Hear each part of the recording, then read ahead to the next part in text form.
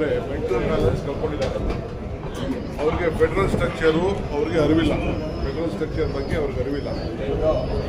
ಈಗಾಗಲೇ ಅವಾರ್ಡ್ ತೀರ್ಮಾನ ಆಗೋಗಿದೆ, ಟೆಂಡರ್ ಕರೆದಿದ್ದೀವಿ. ಬಿಜೆಪಿ ಗೌರ್ಮೆಂಟಲ್ಲೂ ಕೂಡ ಬಸವರಾಜ ಬೊಮ್ಮಾಯಿ ಮತ್ತು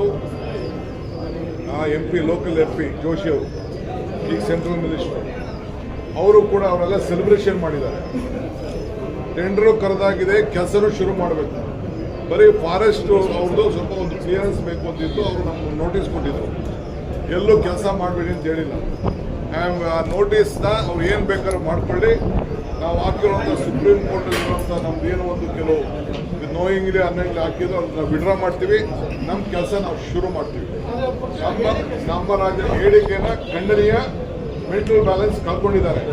ನಾನು ನಮ್ಮೆಲ್ಲ ಸಂಸತ್ ಸದಸ್ಯರಿಗೆ ನಾನು ಭೇಟಿ ಮಾಡ್ತೀನಿ. ಇದು ನಿಮ್ಮ ಸ್ವಾಭಿಮಾನದ ಪ್ರಶ್ನೆ. ನೀವು ಬಾಯಿ ಮುಚ್ಕೊಂಡು ಕೂತ್ಕೊಂಡಿರೋದೇ ತಪ್ಪು.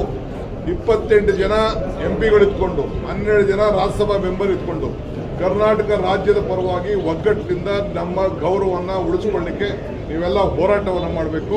ಬರೀ ಒಂದು MP ನಮ್ಮ ಕರ್ನಾಟಕವನ್ನು ನಾವು ಮಾರ್ಕೊಳ್ಳಿಕ್ಕೆ ಸಾಧ್ಯ ಇಲ್ಲ. ಇದನ್ನು ನಿಮ್ಮ ಕೇಂದ್ರದ ಮಂತ್ರಿಗಳ ಮೇಲೆ ಮತ್ತು ಪ್ರೈಮ್ ಮಿನಿಸ್ಟರ್ ಮೇಲೆ ಒತ್ತಡವನ್ನು ಮಾಡಬೇಕು. ನಾನು ಕೂಡ ಕೇಂದ್ರದ ಜಲಸಂಪನ್ಮೂಲ ಮಂತ್ರಿಗಳಿಗೆ ಮತ್ತು ಪ್ರೈಮ್ ಮಿನಿಸ್ಟರ್ಗೆ ಈ ವಿಚಾರದಲ್ಲಿ ನಾನು ಪ್ರತ್ಯೇಕವಾಗಿ ಟೈಮ್ ಕೇಳ್ತೀನಿ. ಅವರೆಲ್ಲರೂ ಕರ್ಕೊಂಡು ಹೋಗ್ಲಿಕ್ಕೆ ಪ್ರಯತ್ನ ಮಾಡ್ತೀನಿ. ಎಲ್ಲರೂ ಬರದೇ ಹೋಗಲಿ, ಬಹುಶಃ ಎಲ್ಲರೂ ಬರ್ತಾರೆ ಅಂತ ನನ್ನ ನಂಬಿಕೆ ಇದೆ. ನಾನಂತೂ ಪ್ರಯತ್ನ ಮಾಡ್ತೀನಿ. ನಾನು ಕೆಲಸ ಮಾಡ್ಲಿಕ್ಕೆ ಏನ್ ಮಾಡಬೇಕು ವ್ಯವಸ್ಥೆ. ಆಲ್ MPs ಹೇಳ್ತಾ ಇದ್ದೀನಿ, ಆಲ್ MPs ಫಸ್ಟ್ ಡೆಲ್ಲಿಲಿ ಹೋಗಿ ನಾನು ಮಾತಾಡ್ಕೊಂಡು ಟೈಮ್ ಫಿಕ್ಸ್ ಮಾಡಿ ಮೀಟ್ ಮಾಡ್ತೀನಿ.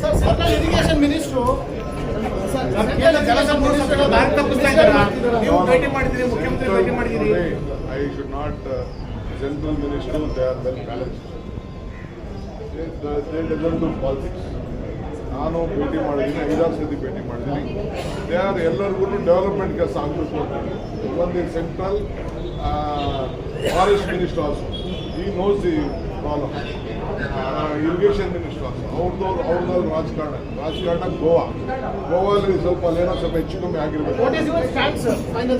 ಮೈ ಫೈನಲ್ ಸ್ಟ್ಯಾಂಡ್, ನಾವು ಕೆಲಸನ ಪ್ರಾರಂಭ ಮಾಡೋಕ್ಕೆ ಏನು ಬೇಕು ಸೂಕ್ತವಾದ ಕ್ರಮ ಕೈಗೊಳ್ತೇವೆ.